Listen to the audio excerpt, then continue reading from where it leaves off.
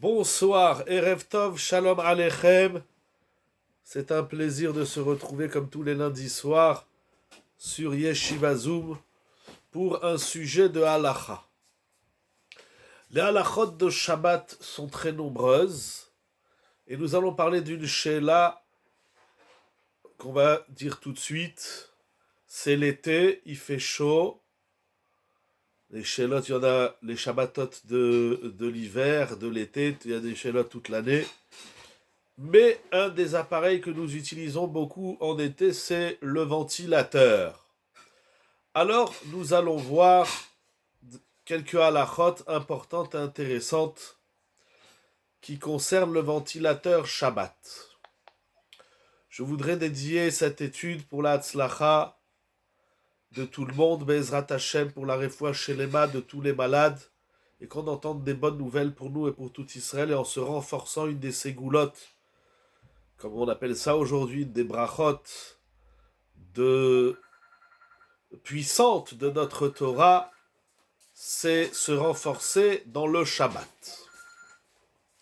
Il y a un des grands sujets qui touche les lois de Shabbat, c'est le sujet de Muktzeh. Qu'on traduit au terme de la halacha, c'est des très grandes sougiotes dans la Gemara au traité Shabbat. Mais dans la halacha, on traduit Muktzeh comme étant l'interdiction de manipuler des objets.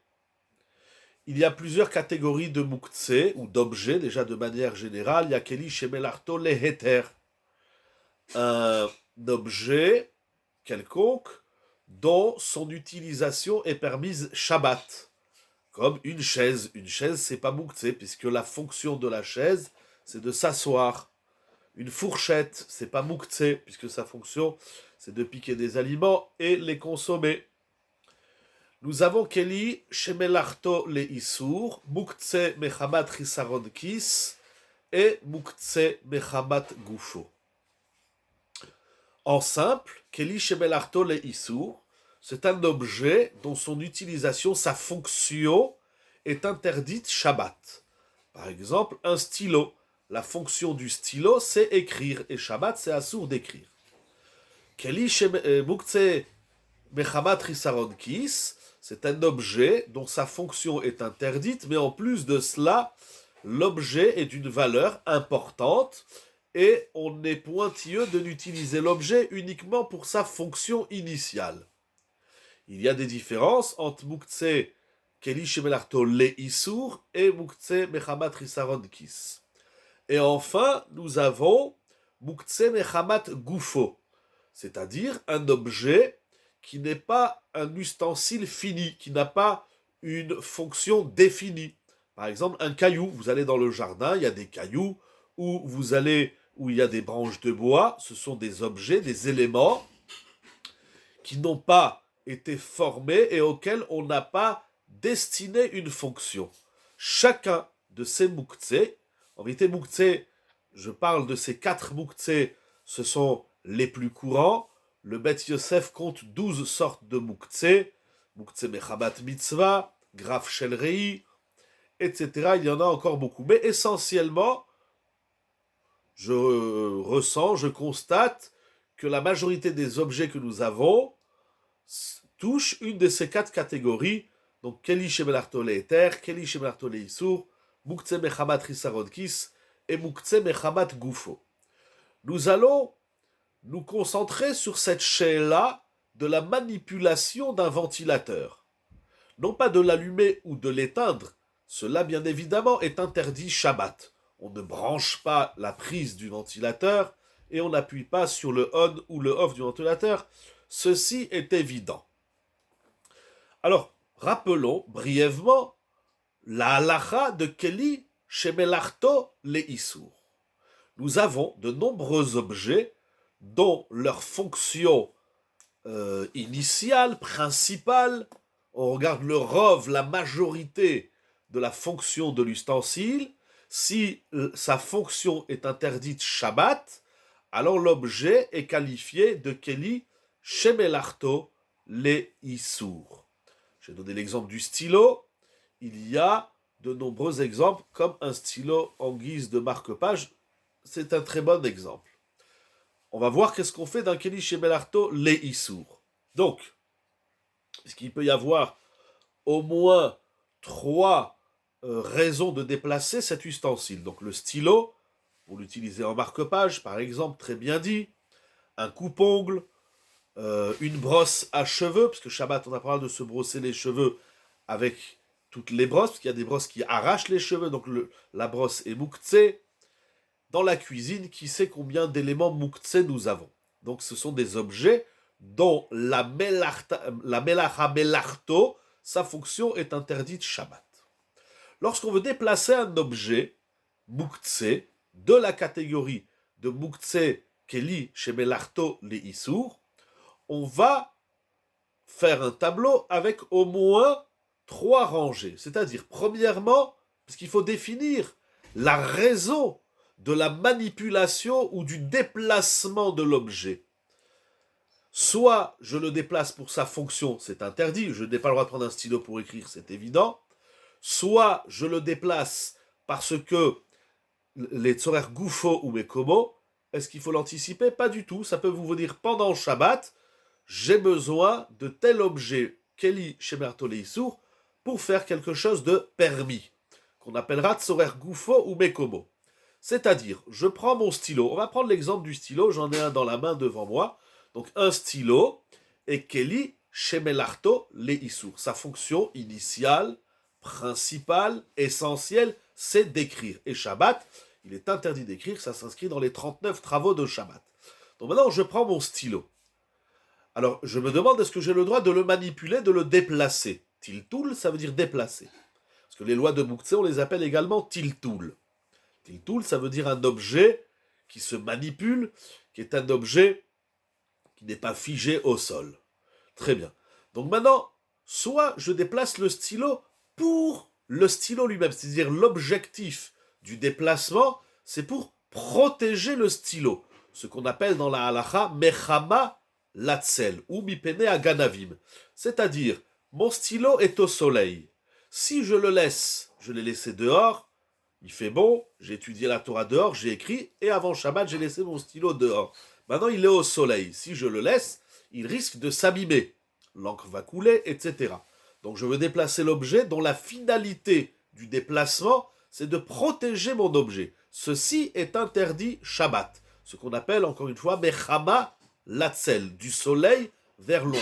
Ou le contraire, un objet mouktsé qui serait à l'ombre, mais il serait mieux pour lui d'être au soleil. Là aussi, c'est interdit de le déplacer Shabbat. Ou alors mipene à ganavim, ça veut dire que si je laisse mon objet à l'extérieur, sur la terrasse, sur le jardin, ou je l'ai laissé dans la voiture et la voiture est ouverte, etc. Donc je le fais pour ne pas qu'on me vole l'objet, ceci est interdit Shabbat. Donc le déplacement de l'objet mouktsé, dont la finalité de la manipulation c'est l'objet lui-même, ceci est strictement interdit Shabbat.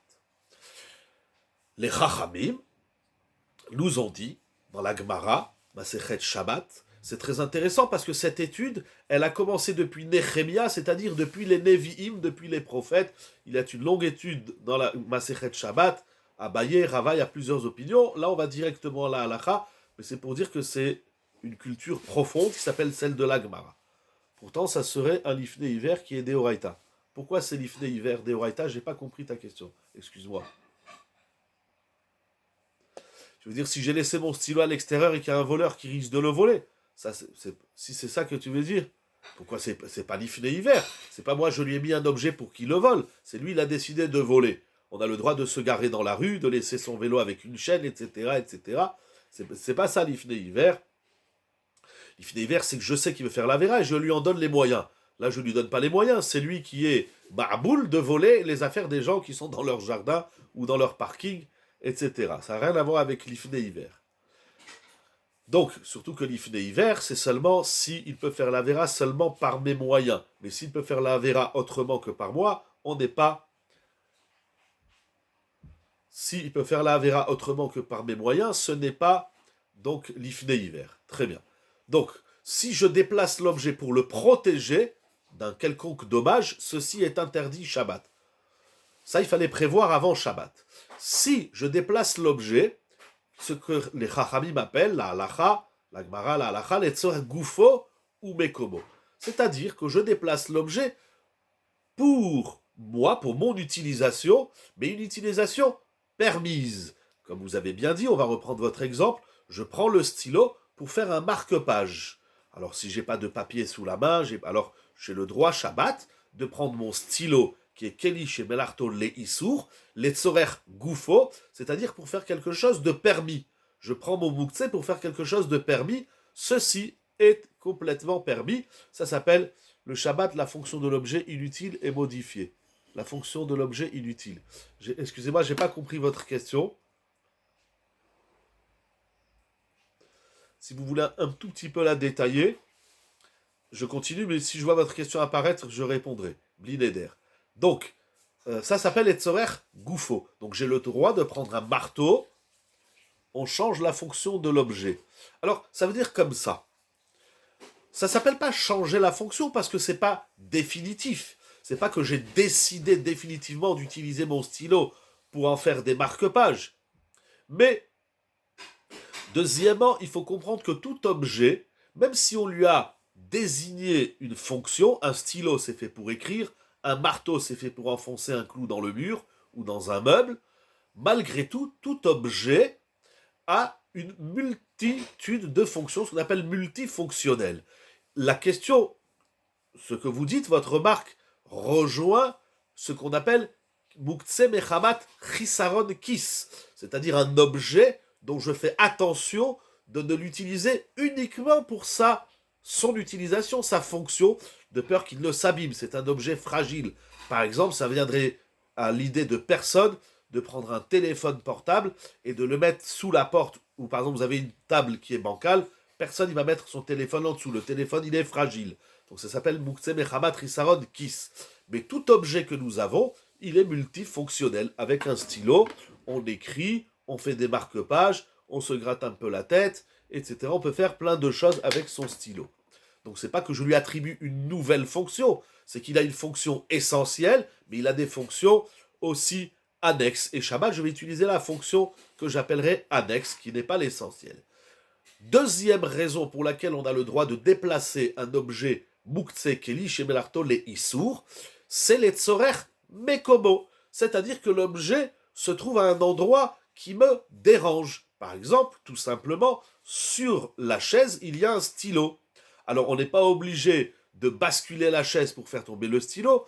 J'ai le droit d'enlever mon stylo, normalement, et de le déposer dans un tiroir. Parce que je ne le déplace pas pour sa fonction, je ne le déplace pas pour le protéger, je le déplace pour mon intérêt. Et si je déplace l'objet pour mon intérêt, encore une fois, soyons clairs, on est seulement ici ce soir dans Keli chez Melarto les Issour, c'est-à-dire un objet dont sa fonction principale est interdite Shabbat. Et qui sait combien d'objets Muktse nous avons, encore une fois, tous les outils, etc., etc. Alors maintenant, la question, et ce qui est intéressant, c'est qu'en vérité, il y a des objets dont la définition est claire. Encore une fois, l'exemple du stylo, ça s'appelle un Keli chez Melarto les Issour. Et Tzorer Mekomo, c'est clair, j'ai besoin de la place, ou bien si sur mon lit j'ai oublié un stylo, ou sur une chaise, ou sur la table, j'ai sur la table de Shabbat, eh bien, on a, dernière minute avant Shabbat, quelqu'un qui a utilisé un stylo, ou il a mis des tefilines sur la table, ou d'autres objets. Maintenant, on est là pendant Shabbat, on a besoin de la table, eh bien, on peut enlever le stylo, normalement, on n'a pas besoin de secouer la nappe ou de basculer la table, on n'a pas besoin de faire un tsunami, on a le droit d'enlever le stylo et le déposer sur un meuble ou sur un tiroir. Très bien. Maintenant, donc la question, et encore une fois, pourtant, c'est mon intérêt de ne pas laisser un stylo, par exemple, au soleil. C'est mon intérêt, oui, dans l'absolu. Si je ne laisse pas le stylo au soleil, c'est moi qui vais gagner. Somme toute, ce déplacement du stylo qui est au soleil, je ne vais pas en profiter pendant Shabbat. Et là, c'est très intéressant, parce que le Gaon Rav Asher Weiss, dans Minchat Asher, Chelek Aleph, Siman Lamed Gimel, il explique, on va rejoindre votre remarque, c'est-à-dire, tout objet, le stylo, si le stylo il est au soleil, donc s'il coule, c'est moi qui perds. Si je le déplace, c'est moi qui gagne. Donc en vérité, tout objet qu'on manipule, la finalité du déplacement de l'objet, ça reste toujours la personne. C'est pas pour l'objet. L'objet n'a pas d'existence propre, il n'a d'existence qu'à travers l'utilisation qu'en fait son propriétaire. Il dit Rav Asher Weiss, il ramène au nom des Rishonim que, en vérité, quand je déplace le stylo du soleil, c'est pas pendant Shabbat que je vais l'utiliser. Donc c'est pour mon intérêt, mais cet intérêt-là se manifestera, se traduira, s'exercera qu'après Shabbat. Donc nous rentrons ici dans une notion de Hachana, ça s'appelle les Chamalatzel de Asur ou chez Zetsorech HaShabbat, Vezetsorech Chol. C'est-à-dire lorsque je déplace le Moukhtse, Mechamad Gufo ou Mekomo, Letsorech Gufo Mekomo, ça c'est permis parce que j'en ai besoin aujourd'hui. Aujourd'hui j'ai besoin de la place du stylo. Aujourd'hui j'ai besoin du stylo pour en faire un marque-page. Mais le stylo qui est au soleil, si je le déplace, ce n'est pas pour aujourd'hui, puisque Shabbat c'est assourd d'écrire. Mais je le déplace pour après Shabbat, ça s'appelle les tzorechol, et donc la chose est interdite. Alors, la question, et encore une fois, nous allons voir le nombre de décisionnaires contemporains qui ont soulevé là et les questions qui tournent autour du ventilateur, c'est tout simplement incroyable. Alors, parce que la question est la suivante. J'ai un ventilateur. Le ventilateur, il a la fonction de bouger, donc ça veut dire qu'il balaye le vent, ou bien il a une fonction figée. Quel qu'en soit, dans un premier temps, nous allons soulever toutes ces questions. Est-ce qu'on a le droit de bloquer ou de débloquer? Bien évidemment, si c'est mécanique, le système qui fait tourner et la ventilation, nous allons parler de ça, etc., etc. Nous allons voir toutes ces chélottes. Mais, quelle que soit la position de mon ventilateur, qu'il balaye l'air ou qu'il est figé, il se trouve à un endroit où il me dérange. Alors, lorsque je vais le déplacer, le manipuler, je ne le déplace pas d'abord les tzorgoufo, je ne le déplace pas pour une raison qui est son utilisation, au contraire, il me dérange. Premier exemple, on a mis le ventilateur, au début on rentre, il fait chaud, et puis au bout d'un moment on commence à avoir froid, on a transpiré, le ventilateur, c'est même dangereux, on attrape froid, etc. Il n'y a pas de danger, mais en tout cas, on attrape froid, on est enrhumé. Donc là, lorsque je le déplace, ce n'est pas pour lui, c'est pour moi. Mais comment nous allons appeler ça? Il dit, Rav Asher Weiss, dans Minchat Asher Chelek Aleph, il en parle également dans Chelek Gimel, il dit, puisque moi je me retrouve à un endroit, c'est-à-dire je suis assis ici, et je reçois l'air de mon ventilateur. Alors, lorsque je le déplace, soit c'est un ventilateur sur pied, soit c'est un ventilateur qui tourne, lorsque je le déplace, c'est parce que l'endroit, le makom où il envoie l'air, j'ai besoin de cet endroit. Donc, je ne déplace pas le ventilateur pour là où il se trouve, mais là où il envoie de l'air, ça me dérange. C'est là que je m'assois et je me prends de l'air du ventilateur. Donc, et bien évidemment, c'est gênant, on ne peut pas rester assis là où il y a de l'air frais ou là où c'est gênant. Alors, certains décisionnaires ont voulu dire que les tzorer goufo, c'est si j'ai besoin de l'emplacement où se trouve l'objet. Mais si l'objet, il me dérange là où moi je suis, alors peut-être que ça ne s'appelle pas les tzorer mekomo.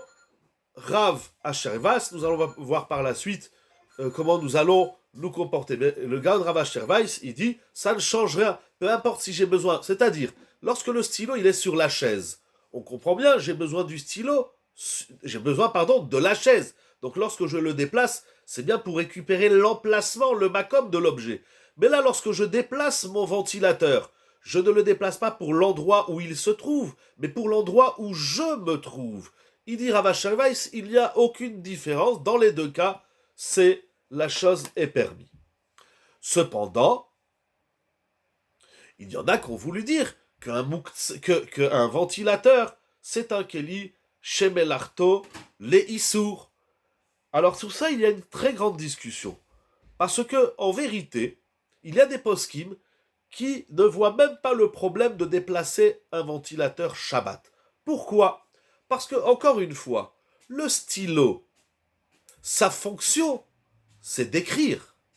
Le ventilateur, sa fonction, c'est d'envoyer de l'air. Ça veut dire, comprenons bien, la définition d'un objet ou de l'utilisation de l'objet, c'est elle qui définit dans quelle catégorie de Moukhtse nous allons ranger l'objet. Donc, il nous dit Rav Asher Weiss, un Keli Shebelarto Leisur, dans la Gemara par exemple, c'est un marteau ou une scie.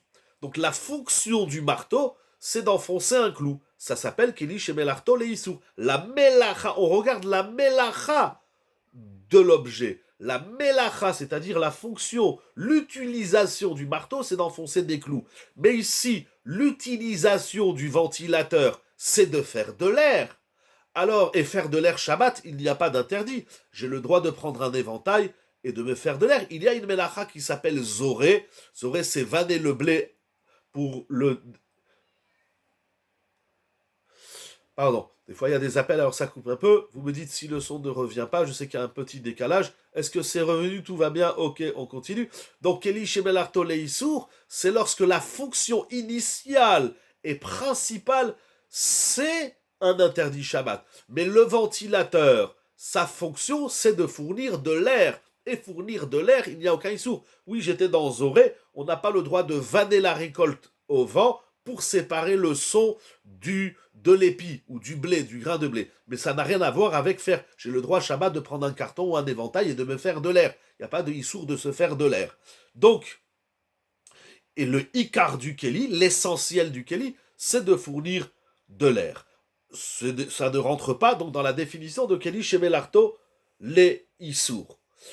En vérité, il y a...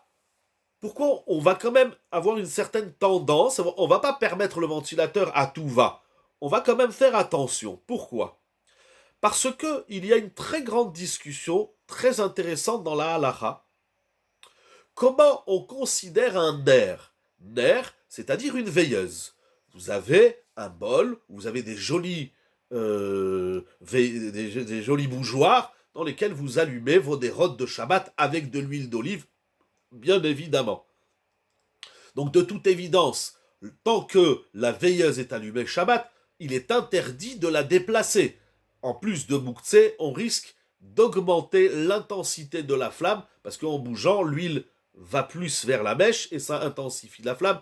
On va rentrer dans des grands problèmes de Havara et également de Moukhtse. Donc tant que mon air est allumé, de toute évidence, je n'ai pas le droit de le déplacer. Et ce, en vérité, même une fois qu'il est éteint. Mais là, j'ai plusieurs bougeoirs que j'utilise d'ordinaire, mais là, j'en ai acheté des nouveaux. Bon, peu importe, j'ai un bougeoir que je n'ai pas allumé. Je n'ai pas utilisé ce Shabbat. Alors, le Magen Avraham, il dit quelque chose d'incroyable.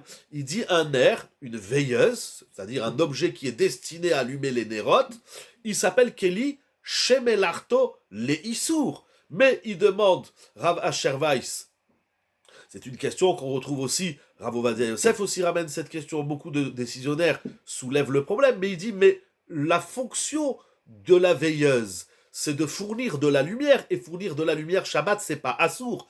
Ah, alors qu'est-ce qui fait, c'est quoi le problème du ner? J'essaye d'être simple et clair et le plus clair possible, si c'est pas clair, vous me dites. La fonction du ner, c'est de délivrer de la lumière. On n'a pas de issour de faire de la lumière, on a un issour d'allumer de la lumière, on a un issour d'appuyer sur le bouton, mais par exemple, j'ai le droit, Shabbat, d'ouvrir les volets, j'ai le droit d'ouvrir le rideau pour laisser rentrer la lumière dans l'appartement, dans la maison. Il n'y a pas de issour d'avoir et de la lumière. Le issour, c'est de créer la lumière. Donc le ner, en vérité, il ne fait pas quelque chose d'interdit. Il délivre de la lumière. Cependant, pour fournir cette lumière, nous allons passer par un interdit. Alors, selon le Magen Avraham, ça s'appelle un Keli Shebelarto l'Issour. Donc la même chose, le ventilateur. C'est vrai que sa fonction, c'est de fournir de l'air. Et fournir de l'air, c'est permis, Shabbat. Mais pour qu'il fournisse de l'air, il lui faut un système qui est interdit. C'est donc la Péoula qui est interdite et non la Totsa, c'est-à-dire l'activation du moteur de mon ventilateur comme dans le nerf. C'est ça qui est interdit. Mais la fonction essentielle d'un ventilateur, ce n'est pas de chauffer un petit moteur. Sa fonction, c'est de faire de l'air. Pourquoi on va quand même avoir certaines souplesses dans le ventilateur? C'est parce que Rabbi Akiva hier ramène l'opinion du Ramban et du Rashba qui disent qu'une veilleuse, ce n'est pas Keli Shebelarto Leissour, puisque sa fonction, c'est de faire de la lumière. Alors, Rav Asher Weiss, il a plus qu'une tendance, il dit que Shabbat, on a le droit de déplacer un ventilateur, qu'il soit sur pied, ou qu'il soit sur la table, ou qu'il soit là où il est, bien évidemment, comme le rappelle Rav Moshe Feinstein, et c'est ramené dans tous les poskim, toujours en faisant attention de ne pas toucher les boutons, ni pour augmenter ou diminuer l'intensité.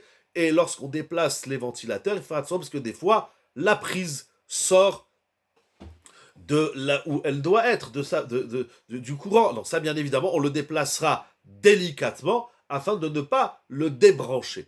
Mais cependant, Rav Asher Weiss, il nous dit, donc descendre des escaliers avec une lumière qui s'enclenche par mon passage est interdit. Je ne sais pas pourquoi vous faites le parallèle, mais là, les lumières qui se déclenchent, c'est encore une autre sheila, parce que lorsque je passe donc je vais déclencher la lumière, ici dans le ventilateur, je ne déclenche rien du tout. Le moteur, il est alimenté par la prise, donc il reçoit l'électricité nécessaire, et juste je le déplace, au lieu que je me prends l'air dans la tête, j'envoie l'air vers le mur ou de l'autre côté. Mais effectivement, par rapport à votre question des lumières qui s'allument, de prime abord, la chose est interdite Shabbat. C'est le problème des immeubles, des lumières qui s'allument, et c'est un problème. Alors, y a-t-il des solutions ou non? C'est pas le sujet. Si vous voulez, à la fin, on reposera la question. On parlera un peu de ça. C'est une très grande question de halakha, mais de prime abord, c'est assourd. On ne passe pas devant une lumière qui s'allume Shabbat, surtout lorsque j'en profite. Parce que lorsqu'il fait noir et je rentre dans l'immeuble et ça déclenche les lumières, je suis bien content d'avoir de la lumière. Donc c'est un gros problème de halakha. On verra, Bezat Hashem, s'il y a des solutions. Donc mais dans le ventilateur, je ne déclenche absolument rien. Juste, je déplace un objet qui fait du vent. Donc, en conclusion, Rav Asher Weiss nous dit que c'est permis de déplacer le ventilateur pour ne pas recevoir l'air, c'est dérangeant, j'ai besoin de l'emplacement où il se trouve. Cependant, il dit Yesh makom le'achmir, il y a lieu d'user de sévérité. On n'est pas obligé d'être mahmir, mais celui qui peut être mahmir, il convient d'être mahmir. Nous allons voir maintenant qu'est-ce qu'écrit Rabbeinu Ovadia Yosef dans Chazon Ovadia, Chelek Gimel, page 81, et Chelek Vav, page 120. D'abord, il ramène cette marloquette entre Tosfot, le Rashba et le Ravad, ramené donc par le Magan Avram et Rabbi Akiva hier. Est-ce que vous avez compris la Chakira, la question? C'est-à-dire, j'ai un objet dont sa fonction est permise, mais son fonctionnement est interdit. Il y a une différence entre le fonctionnement et la fonction, et l'utilisation. C'est une grande discussion. Rav Ovadia Yosef rapporte au nom du Shmirat Shabbat Keilcheta. On a le droit de changer, de modifier l'orientation du ventilateur afin de l'orienter vers un endroit où il ne nous dérangera pas. Voilà.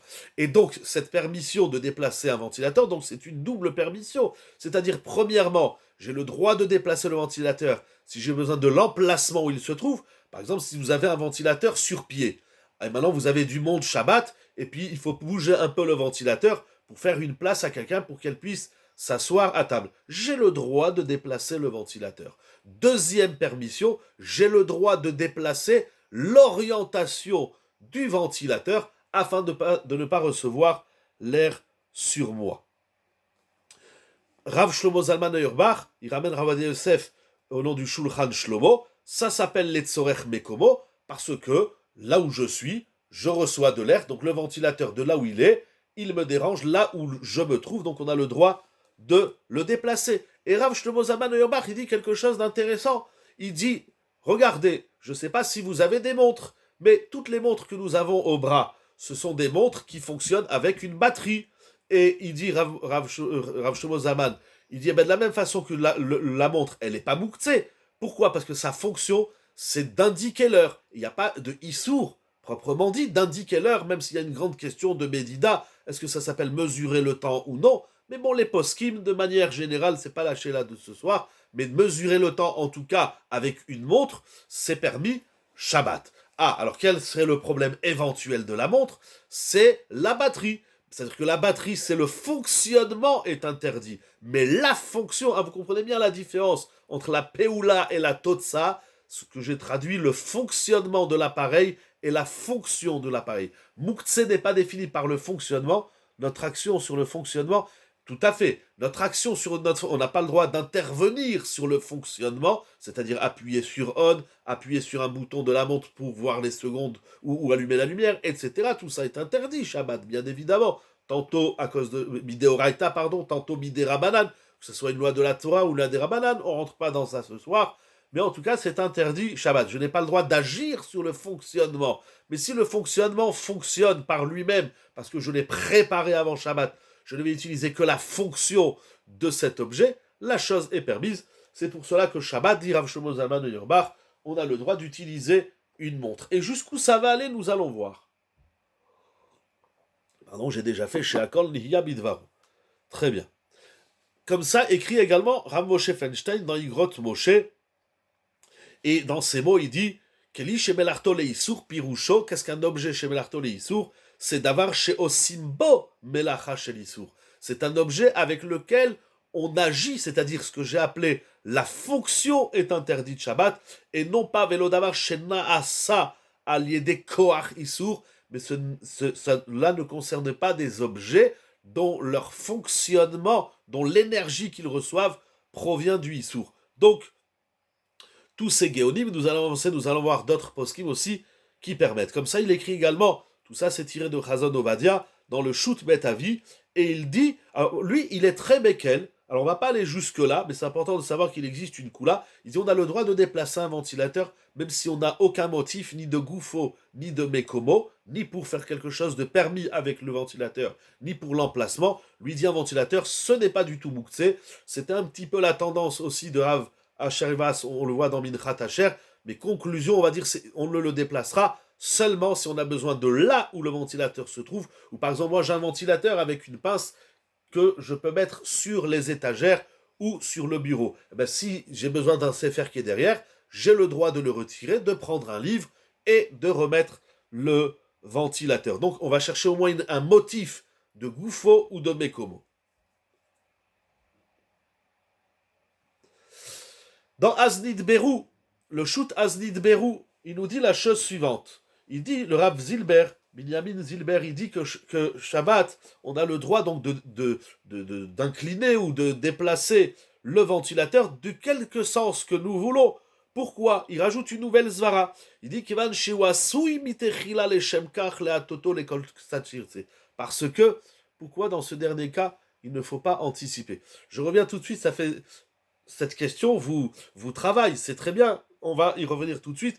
Je dis donc le Rav Zilber, dans cette Shuvot Aznid Berou, il dit le ventilateur, il est fait pour être déplacé. C'est un objet qu'on déplace parce que tantôt on veut de l'air, tantôt on veut pas de l'air. C'est par rapport à votre question d'ailleurs de tout à l'heure. Il dit dans le ventilateur, on fait pas quelque chose de nouveau. Quand je prends le stylo et au lieu d'écrire, je fais un marque-page, on entend un peu votre question à laquelle on a répondu. Mais le ventilateur, il est fait pour être déplacé. Donc on ne fait absolument rien de nouveau et d'exceptionnel. Un ventilateur, tantôt on le veut sur soi, tantôt on le veut pas, tantôt il nous aide à dormir, tantôt il nous réveille, etc. Donc c'est complètement permis. Alors nous avons quand même une petite roumra, je reviens à votre question, je termine juste le développement, une partie du développement de Rav Ovadia Yosef, alav shalom. Nous avons quand même une petite roumra dans les tchouvot de Rav Vosner Shevet Halevi. Il dit si il est possible de le déplacer par le pied, hein, on le pousse un peu avec la jambe, il dit Rav Vosner, il sera préférable de le faire avec le pied. C'est pas toujours possible, alors si on peut pas, on a le droit. Donc vous voyez, on a trois chitotes, je vais synthétiser. On a ceux qui disent que ça s'appelle un Kelishemel Artoli Issour, on a ceux qui disent que c'est pas un Kelishemel Artoli Issour, on a ceux qui disent donc on peut le déplacer pour n'importe quelle raison, on a ceux qui disent, et c'est ça que nous allons retenir, on déplace un ventilateur seulement si on a une bonne raison pour soi-même, on est dérangé ou de là où il se trouve, ou de l'air qu'il nous envoie, c'est permis. Si on peut être marmire, nous dit Rav Weiss, on sera marmire. Si on peut le faire avec le pied, nous dit Rav Vosner, on le fera avec le pied. Et si on ne peut pas, eh bien on peut le déplacer normalement. Alors là, encore une fois, vous revenez sur la question de l'anticipation. Alors, il faut savoir plusieurs choses. Dans le principe, vous avez raison. L'Agmara nous dit, dans Masechet Shabbat, que celui qui ne prépare pas Shabbat avant Shabbat, eh bien, il n'aura pas les éléments nécessaires pour passer un bon Shabbat. Seulement, il faut savoir plusieurs choses. D'abord, on ne peut pas tout anticiper. On ne peut pas aujourd'hui, imaginons on est vendredi, on ne peut pas anticiper tout ce qu'on aura besoin et tout ce qu'on va utiliser demain. Par exemple, vous avez prévu de recevoir 5 personnes au repas. Et voilà que donc vous avez préparé la table, les chaises, les couverts, les boissons, le repas, etc. Et maintenant vous rencontrez à la choule 2 personnes qui se retrouvent seules. Alors vous allez dire, ah ben, j'ai pas anticipé, je vais les laisser. Non, je les invite. Ah, mais maintenant il faut que j'aille chercher des chaises à la cave, il faut que j'aille chercher plus de bouteilles, etc., etc. On ne peut pas tout anticiper. C'est impossible. Et je dirais, puisque j'ai donné l'exemple des Sfarim, dans les Sfarim, en vérité, tous les livres, ils sont déjà préparés. C'est comme si tous les livres, ils étaient sur la table et ouverts, parce qu'on étudie un sujet, ça nous ramène à un autre livre, il faut aller chercher un autre, c'est faire. Mais il faut savoir que de toutes les façons, les Sfarim, comme la nourriture consommable, de la nourriture, on va dire, habituelle, classique, je ne parle pas des aliments compliqués, ceux qui sont crus ou pas cachés, parce que dans tout ça, il y a mouktsé, c'est des grandes sougiotes, mais de la nourriture, des gâteaux, des biscuits, de la viande, des légumes, etc. Alors, les livres de Torah et la nourriture, c'est absolument pas mouktsé. Donc, on va pas sortir tous les livres avant Shabbat. D'abord, madame, elle va pas être contente, et même monsieur, parce qu'après, on sait plus où ils sont les livres. On peut pas tout anticiper, c'est impossible, c'est improbable. La loi de mouktsé, alors c'est vrai, j'ai pas fait d'introduction, parce qu'on ne peut pas faire Ilchot Mouktsé, il y a des livres entiers, vous savez, il y a des livres qui sont spécialisés. Un des plus connus, c'est le Shalmei Yehuda. Il y a aussi Yalkut Yosef, il a écrit d'innombrables pages sur Mouktsé. Il y a des centaines et des centaines de pages et il y a tout ce qu'il y a à lire sur Mouktsé, bien sûr, déjà dans la Gemara, au traité Betsa et Shabbat, essentiellement. L'interdiction de Mouktsé, pourquoi les Chachamim, qui est des Rabbanan, pourquoi les sages nous ont interdit, et même les Nevi'im, ils nous ont interdit de manipuler des objets? C'est quoi le problème que je manipule mon stylo? Alors, il y a plusieurs raisons dans les Rishonim. La raison la plus classique et la plus simple, c'est que si je déplace mon stylo, je risque d'écrire. Parce que instinctivement, l'objet que nous avons dans la main, il nous conduit inévitablement à l'utiliser selon sa fonction habituelle. Donc, mon esprit, presque inconditionnel et comment dirais-je, et spontané, je prends un stylo, j'écris. Je prends un marteau, je mets un clou. Je prends un tournevis, je visse. C'est comme ça, c'est voilà, le corps il est habitué, il ne se pose plus de questions, c'est presque dans l'inconscient. Mais à partir du moment où dans mon esprit, j'ai orienté mon esprit vers une utilisation permise, je prends le stylo pour le marque-page. Le fait que j'ai défini dans mon esprit cet objectif qui s'appelle marque-page, je n'encours pas le risque d'écrire. C'est une des raisons du éther de Tzorer Goufo ou Mekomo. Donc, conclusion, Rav Ovadia Yosef, Alav Shalom, il dit, on a le droit de déplacer un ventilateur Shabbat, soit que j'ai besoin de là où il se trouve, de l'emplacement, s'il est sur un meuble et j'ai besoin d'ouvrir le meuble, etc., on aura le droit de le déplacer, ou si l'air qu'il m'envoie me dérange, j'ai le droit de le déplacer. Bien évidemment, on n'a pas le droit d'éteindre un ventilateur, et bien évidemment, il faudra être vigilant que lorsqu'on le déplace, on ne retire pas la prise de peur de l'éteindre. Rav Ovadia Yosef, dans le même ordre d'idée, il dit c'est la raison pour laquelle Shabbat, donc on a vu aussi la montre avec la batterie, les montres électroniques, etc., c'est permis parce que la fonction de la montre, c'est de montrer l'heure, c'est pour ça qu'elle s'appelle la montre, c'est pas seulement parce qu'on la montre, mais et bien qu'elle fonctionne avec une batterie. On a aussi l'exemple de nous dire Rav Ovadia Yosef des appareils auditifs. Il dit Rav Ovadia Yosef, alav shalom, un appareil auditif n'est pas mouktsé, parce que la fonction de l'appareil auditif, c'est d'entendre. Et le verbe, l'action d'entendre n'est pas interdite Shabbat. Alors là aussi, on fera attention, on n'augmentera pas le son, etc. Je ne vais pas rentrer dans toutes les questions qu'il y a autour de l'appareil auditif. Il y a beaucoup de questions de halakha, mais c'est un exemple, c'est le même principe. C'est la batterie qui fournit de l'énergie à l'appareil. Ça n'interdit pas le déplacement de l'appareil. Et enfin, dernier exemple de Rav Ovadia Yosef, c'est une couverture électrique. Bon, on est en été, mais c'est bon de savoir maintenant les halachot pour l'hiver. Donc une couverture électrique, même si elle fonctionne avec une prise, Donc là aussi, c'est le fonctionnement, c'est ce qui lui donne son énergie de fonctionnement, mais la fonction de la couverture, c'est pas de faire des interdits, c'est de se couvrir, et Shabbat, se couvrir, c'est permis. Donc tous ces objets ne sont pas mouktsé, si tant est qu'on a besoin ou de l'objet pour faire quelque chose de permis, ou pour son emplacement. Alors, j'ai trouvé d'autres questions. Ah oui, alors il y a aussi également, euh, qu'on appelle ça, une lumière de chevet. Hein, c'est comme ça qu'on dit, j'ai oublié le terme, mais si dans votre chambre ou au salon, vous avez des petites lumières de chevet, alors si elles fonctionnent par un néon ou un LED, c'est moins grave que les ampoules d'autrefois, les ampoules avec le filament en métal, que ça c'est un problème Shabbat. Là aussi, on a le droit de la déplacer. Comme ça nous dit le Pisket Tshuvot. Maintenant, je vais passer au Pisket Tshuvot. Alors, la même chose, il dit Rav Rabinovitch dans Pisket Tshuvot, si mon ventilateur il est derrière la porte ou devant la fenêtre, j'ai besoin d'ouvrir la porte, j'ai besoin de fermer la porte, j'ai besoin d'ouvrir la fenêtre ou de fermer la fenêtre, j'ai le droit de déplacer mon ventilateur. Ah, bien évidemment, une halakha très importante, nous dit Pisket Tshuvot, c'est qu'on aurait pu dire, bon, si tu as froid ici et tu as le ventilateur, eh ben tu n'as qu'à aller t'asseoir ailleurs. Non, non, on ne me demande pas, ve'afilu im yesh lo makom acher, shesham yuchal leshot ve'lasot ma shetzarich, mikol makom en bekocho shel keli, shemlachto le'isur, le'afkiya min ha'adam, shimush mikol makom shemotze lenachon, ve'nichale, je vais traduire tout de suite, agam shelo echreach liot davka bemakom ha'u, ki yesh lo mekomot chilufim. C'est-à-dire, nous dit le Pisket Tshuvot, je suis assis là, j'ai le ventilateur. Bon, le ventilateur m'envoie de l'air. J'ai froid. On me dit, tu as le droit de le déplacer. Mais il dit, mais en vérité, pourquoi tu vas déplacer le ventilateur?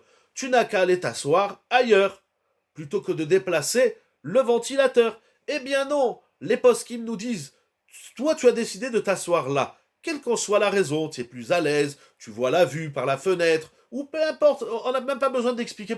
J'ai envie de m'asseoir là, voilà, je suis bien ici. Voilà. J'ai pas besoin d'expliquer. En tout cas, l'objet n'a pas la force de me prendre ma place. C'est ma place, comme disent les enfants et les adultes aussi. Donc même si on a la possibilité d'aller s'asseoir ailleurs, on ne demande pas à l'homme d'aller s'asseoir ailleurs. On lui dit tu as le droit de déplacer ton ventilateur pendant Shabbat. Ah, alors maintenant il y a d'autres chélotes très intéressantes. Dans les ventilateurs, sur pied ou même, bon, peu importe, tous les ventilateurs, il y a la fonction, donc initiale, c'est de faire de l'air, mais il y a une fonction qui s'appelle rehausser ou réduire la taille du ventilateur. Hein, on dévisse un petit peu et on le met plus haut, par exemple s'il était trop bas, ou quand on dort, eh ben, on veut avoir l'air plus bas, alors on dévisse et on fait descendre la tige télescopique du ventilateur.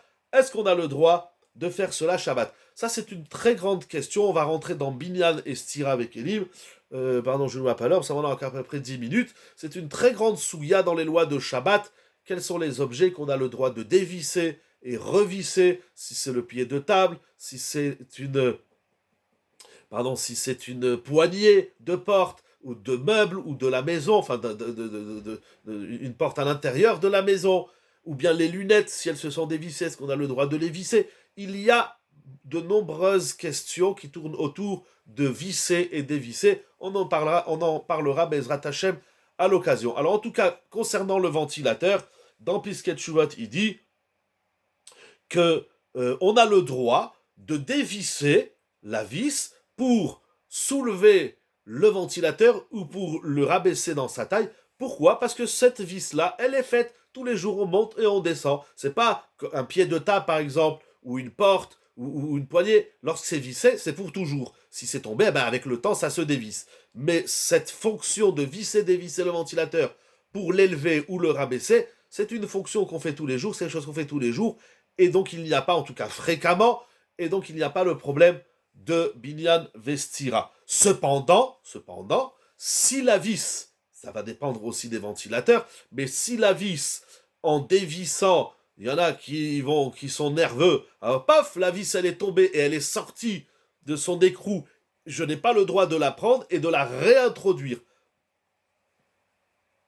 Ça, c'est interdit Shabbat. Alors la même chose dans les ventilateurs qui bougent, qui font de l'air, qui vont et qui viennent. Alors il y a sur le côté ou en haut, peu importe, il y a un petit taquet que si on baisse, ça fige le ventilateur. Si on le soulève, le ventilateur il se promène, ou le contraire, peu importe. Alors là, c'est très intéressant. Pisket Chouvat nous dit c'est moutard. On a le droit d'appuyer. Encore une fois, ce n'est que mécanique. S'il y a une quelconque fonction électrique ou électronique, cela va sans dire, c'est interdit Shabbat.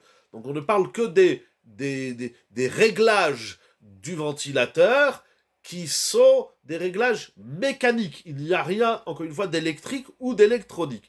Donc le Pisket Chouvat dit qu'on a le droit c'est ramené aussi dans d'autres poskim, on a le droit de surélever ou de rabaisser le petit taquet qui est derrière le ventilateur, ou si c'est un petit loquet, bon, peu importe, tant que c'est mécanique, la chose est permise. Alors, ce qui est très intéressant, c'est que Rav Ophir Malka, dans Alichot Shabbat, il dit qu'il y a des poskim, notamment Rav Eliashiv, et il ramène au nom du Meor à Shabbat, qui ramène au nom de Rav Eliashiv, qui dit qu'on n'a pas le droit d'ouvrir la fonction, donc du petit taquet, du petit bouton mécanique, qui va permettre au ventilateur de se promener. Pourquoi ? Parce qu'il dit à partir du moment où on va surélever le bouton et donc le ventilateur va commencer à tourner, là on va augmenter l'intensité d'électricité. Alors je ne suis pas expert dans les ventilateurs, mais comme ça dit Rav Eliashiv, c'est très intéressant. Cependant, c'est important de savoir, Rav Ovadia Yosef et Rav Shlomo Zalman Auerbach disent qu'on ne tient pas compte de cette petite intensité supérieure d'électricité qui arrive, c'est infime, ça ne se voit pas, ça ne se reconnaît pas, ça n'a pas de sens d'interdire cela Shabbat. Donc, conclusion, on a le droit de surélever ce petit taquet, ce petit crochet qui permet au ventilateur de bouger ou de rester sur place, c'est permis Shabbat. Voilà les questions essentielles. Alors, une dernière question quant au ventilateur Shabbat. Si par exemple, vous êtes chez vous tranquille, et puis il fait très chaud, et vous avez... Là, on va parler d'anticipation pour revenir à votre remarque très importante. Voilà qu'avant Shabbat, vous n'avez pas pensé d'allumer le ventilateur. Ou bien des fois, on n'a pas eu le temps de voir la météo. Vendredi, il faisait bon. Et puis Shabbat, le soleil il sort, Baruch Hashem. Et là, on n'en peut plus. On étouffe. Il fait extrêmement très chaud. Alors bien sûr, on ne va pas allumer le ventilateur. Et là, même si on ne peut pas tout anticiper, ça n'autorise pas de faire des melachot qui soient des rabbanan ou midéoraita, bien évidemment. Alors maintenant, il fait très chaud. Alors moi, j'ai rien demandé. Il y a un goy qui passe par là. Ça peut être la femme de ménage, peu importe, et il voit qu'on est tous là en train de se dire « Oh là là, on n'en peut plus, il fait chaud, on s'essuie avec les mouchoirs, on se verse de l'eau fraîche », et le goy, il allume le ventilateur sans que je ne lui demande, ou même si je lui ai demandé. Alors, de prime abord, c'est assour de profiter de cette mélacha, parce que la règle nous dit que si un non-juif, on avait fait un chiour sur ça il y a quelque temps, sur Yeshiva Zoom, profiter d'un travail qui a été effectué par un non-juif le jour de Shabbat. D'ailleurs, sur ma chaîne Rav Emmanuel Merguinis, j'ai rangé un peu les shiurim, comme ça j'ai fait des sujets. Vous allez voir sur Shabbat, j'ai réuni tous les shiurim sur Shabbat qu'on a fait ensemble. Ce sont vos shiurim, ce sont votre étude, et comme ça vous pouvez retrouver les notions. Donc Shabbat, non seulement est-ce que si le ventilateur fait du bruit, ça peut être un problème. C'est une très très bonne question, mais nous allons répondre tout de suite. Je finis avec le goy, et je reviens avec le bruit. Alors, parce que sinon après je m'embrouille, je suis plus où je suis, après on me dit c'est trop balagan, alors je finis la question du goy. On n'a pas le droit, Shabbat, de tirer profit d'un travail qu'un non-juif effectue pour nous. Que je lui ai demandé ou non, qu'il ait fait parce que je lui ai demandé ou il le fait de lui-même, la chose est interdite. On ne profite pas d'un travail qu'un goy fait pour nous, Shabbat. Donc si moi, que j'ai demandé au goy d'allumer le ventilateur ou que je ne lui ai pas demandé, même si c'est de lui-même, il vient, il allume le ventilateur, on n'aura pas le droit d'en profiter. Il faudra aller ailleurs où on bouge le ventilateur vers le mur. Cependant, il dit Rav Ovadia Yosef alav Shalom, c'est repris par de nombreux décisionnaires également, que si Bémet il fait très chaud, des fois, c'est insupportable. C'est pas qu'au lieu de faire 25, il fait 28. C'est qu'il fait 35 degrés, il fait très très chaud. Ça peut être aussi un problème pour des enfants en bas âge, pour des personnes âgées. Là, on a le droit, s'il y a un grand tsar, et le grand tsar, il est subjectif. Il y a des gens 25 degrés, ils supportent, ils aiment bien ça. Il y en a, s'il fait pas 40 degrés, ça va. Il y en a des qui fait 26, 27, 28, ils en peuvent plus, ils s'étouffent. Encore une fois, il peut avoir des enfants en bas âge ou des personnes âgées. S'il fait trop chaud, ça peut même arriver en sakana. En tout cas, même s'il n'y a pas de sakana, mais s'il y a un tsar, s'il y a une souffrance quelconque, une gêne importante, on transpire beaucoup, c'est insupportable. On a le droit de demander à un goy d'allumer le ventilateur. Pour terminer avec votre question, vous avez demandé, si le ventilateur, il fait du bruit. Si le ventilateur, il fait du bruit. Alors, c'est quoi la question? Parce que s'il fait du bruit, est-ce qu'on a le droit de placer une bouteille congelée devant le ventilateur? Ça va activer la fonte pour rafraîchir. Alors, vous avez posé deux questions qui sont très intéressantes, qu'on ne trouve pas dans les livres. En tout cas, je n'ai pas trouvé dans les livres.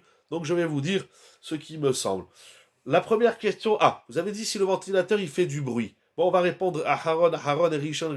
Et est-ce qu'on a le droit de mettre une bouteille? Alors, en vérité, mettre une bouteille congelée devant un ventilateur, ce qui va permettre de rafraîchir l'air, honnêtement, je ne vois pas d'interdit. Parce que je ne fais pas une action. C'est moi, j'ai pris la bouteille, je l'ai mise là, et c'est le ventilateur qui va. Alors, même si c'est évident, d'abord, combien ça fond? Combien? Deuxièmement, la fonte de l'eau, ça veut dire, de toutes les façons, une bouteille d'eau qui sort du congélateur, elle va fondre. Si je la mets pas devant le ventilateur, par exemple, elle va fondre en 15 minutes. Là, je la mets devant le ventilateur, elle va fondre en 10 minutes. Donc en réalité, il n'y a pas tellement d'intérêt. Surtout que cette fonte-là ne m'intéresse pas. Moi, je ne veux pas que ma bouteille, elle fonde, parce que plus longtemps elle restera congelée, plus longtemps j'aurai de l'air frais. Surtout que pour les Sfaradim, pour le Shulchan Aruch, faire fondre un glaçon ou un liquide, il n'y a pas de problème, surtout si ça se fait tout seul. Et là, ça s'appelle que ça se fait tout seul. Il y a un issour de casser de la glace pour faire de l'eau, mais là, ça se fait tout seul, on fait absolument rien. Donc, je ne vois pas d'interdit, la chose me semble permise. La deuxième question, vous avez demandé, si le ventilateur, il fait du bruit. Alors, c'est quoi le problème s'il fait du bruit? S'il faut le déplacer ou le bouger, par exemple, si la prise est assez longue, si le fil électrique est assez long, on le met dehors de la chambre, on ferme la porte. Et si ça dérange pour dormir, si ça dérange vraiment, alors il peut y avoir des coulottes d'aller demander à un non-juif de l'éteindre.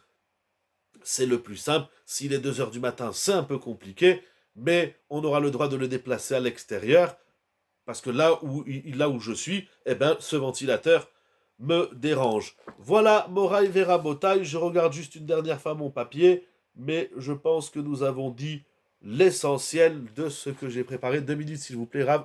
Pardon, excusez-moi. J'ai lu que le début, 2 minutes, Rav, s'il vous plaît. Vous voulez revenir sur la question de la lumière qui s'allume, si vous voulez, sur la lumière qui se déclenche dans les escaliers et qui me permet de voir. Alors, très bien. Ça, c'est une immense question que tout le monde a chaque Shabbat. Vous savez, il y a quelque temps, avec ma femme, on est parti visiter un appartement. On a visité plusieurs, mais en tout cas dans 2 immeubles, c'était tellement horrible les lumières que j'ai même dit à l'agent immobilier, qui est un juif d'ailleurs, je lui dis arrêtez de me déranger, de me faire visiter des appartements où tous les 2 mètres il y a une lumière qui s'allume. Il y en a une à l'extérieur dans la rue, il y en a une première dans le hall, et on a visité un appartement sur 2 étages, tous les 2 mètres, mamache, authentique, il y a une lumière qui s'allume. Alors de toute façon qu'il y en ait une ou qu'il y ait plusieurs, il faut savoir la chose suivante. D'abord, il y a un très grand débat dans les poskim de savoir si ça s'appelle allumer la lumière. Parce que allumer la lumière de façon habituelle, c'est d'appuyer sur un bouton. Le problème, c'est qu'aujourd'hui, c'est devenu de plus en plus habituel d'allumer une lumière, ne serait-ce qu'en passant devant la lumière. Il y a des détecteurs qui déclenchent la lumière. Donc aujourd'hui, on pourrait dire que ça s'appelle, que ça rentre dans les mœurs. C'est comme ça qu'on allume des lumières, ou avec la main, ou avec des télécommandes, ou en passant devant. Le problème, c'est que si on dit que c'est le derrière d'allumer la lumière, alors on va rentrer dans un déoraita. Et si on va rentrer dans un déoraita, c'est un petit peu plus compliqué. Pour que ça soit des Horaïta, en vérité, ça va dépendre également du type d'ampoule, si ce sont des ampoules à LED, des néons, il y a plusieurs paramètres. Mais en simple, après tout ce que j'ai lu, j'ai parlé avec des rabbinim, notamment avec Rav Schlesinger de Strasbourg, Rav Yichia Touboul de Lyon, et bien sûr dans les Sfarim, Meor HaShabbat, Yalkut Yosef, et tous les Sfarim que je détiens qui parlent de la question. Ce qui ressort, c'est la chose suivante. Si dans la cage d'escalier, il fait complètement noir, c'est souvent le cas que des fois pour sortir de l'appartement, il faut passer par ce qu'ils appellent l'escalier de secours. Bien souvent dans l'escalier de secours, bien que c'est pas bien souvent, en tout cas en simple. Parce que des fois dans les escaliers de secours, il y a cette espèce de boîte verte où c'est écrit issue de secours et ça fait un peu de lumière. La règle est, si il fait noir complet, donc lorsque je vais passer, j'allume de la lumière et ça m'arrange pour pas me prendre le mur, pour pas me prendre les personnes qui marchent devant moi ou derrière moi. Alors ça, c'est très difficile, honnêtement, d'autoriser cela Shabbat. Je n'ai pas trouvé de éther clair sur la question. En simple, c'est interdit. Par contre, en journée, ou bien la lumière qui est à l'extérieur de l'immeuble. Souvent, à l'extérieur de l'immeuble, on y voit un peu. Il y a les lampadaires de la rue, où il ne fait pas tellement noir. En tout cas, le principe, où à l'intérieur, il y a certains immeubles, où à l'intérieur de l'immeuble, il y a des fenêtres, et en journée, il y a la lumière de la journée qui rentre. Donc, s'il y a déjà de la lumière, donc ce que j'allume ne m'intéresse pas. J'ai pas besoin qu'il y ait plus de lumière. Moi, l'essentiel, c'est que je vois les escaliers et les portes, etc. Alors là, on pourra permettre. Il faut savoir qu'il y a des poskim qui sont extrêmement sévères sur tout ça. Ils interdisent les gabrés. J'avais même parlé à la Shalom avec Rav Ramou de Paris à la Shalom et je lui avais dit, est-ce qu'on peut demander à un goy avant Shabbat, on le paye? Il m'a dit, il y en a qui permettent, il y en a qui interdisent. Je lui ai dit, comment vous faites à Paris? Il était à Paris. Il m'a dit, il y en a qui permettent, il y en a qui interdisent. Il faut trouver des solutions avec le syndic de laisser une lumière à votre compte. Il y en a qui font ça. Ils branchent une lumière. Si par exemple vous êtes au 2e étage, alors vous laissez une ampoule tout Shabbat, branchez chez vous à la maison.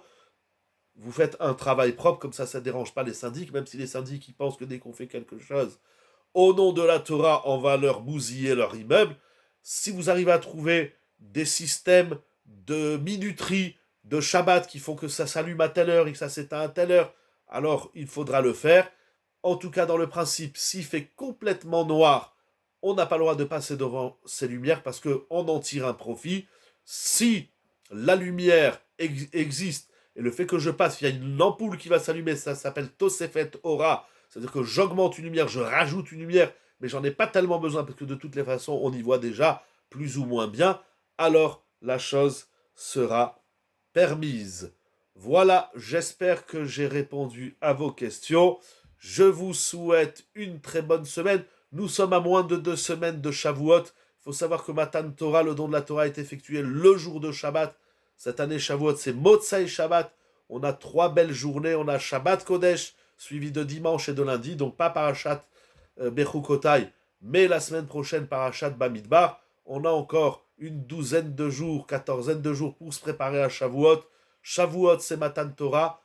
La Torah, c'est Shabbat. La Torah de Shabbat, face à Kadosh Baruch Hu, que ce chizouk, c'est halachot qu'on a révisé ou qu'on a appris, eh bien, soit un chizouk et nous amène la bracha, Bezrat Hashem, dans tous les domaines de la vie, la refoua shelema, les bonnes nouvelles, la parnassa, le shalom bayit, les enfants, Kadosh Baruch Hu envoie des enfants à tous les couples d'Israël, qu'il y ait la paix dans le monde et particulièrement, bien évidemment, en Eretz Israël, tout cela pour la gloire d'Akadosh Baruch Hu et le tout dans une cascade de bénédictions pour Bezrat Hashem retrouver un sourire rayonnant que nous partageons tous autour de nous. Amen chez vous aussi, bracha vatzlacha, un grand merci à toute l'équipe Yeshiva Zoom, Todarama, un grand merci à vous d'avoir été avec nous ce soir, et j'espère qu'on a appris des chidushim et qu'on a révisé des halachot qui sont quand même du quotidien. Vous allez voir, le problème du ventilateur, il va se poser, et maintenant vous aurez la réponse et vous saurez quoi dire à ceux qui vous la soumettront. Je vous dis bonne semaine, Shavuot Bezrat Hashem, avec beaucoup de kochot pour passer des super Shabbatot dans le sourire. Kol Tuv, Lechaim Besorot Tovot.